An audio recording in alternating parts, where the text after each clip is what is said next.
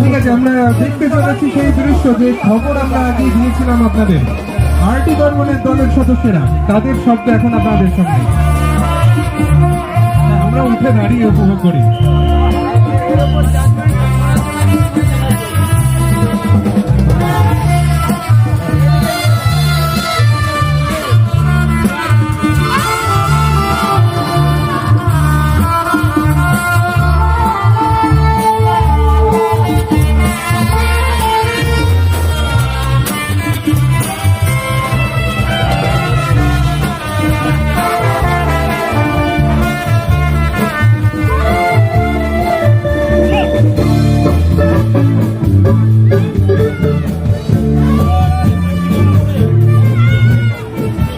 সেই স্বর্ণালঙ্কার খচিত অপরূপ সজ্জায় সজ্জিত দেবী জগদ্ধাত্রী আর কিছুক্ষণের মধ্যেই আমরা দেখতে চলেছি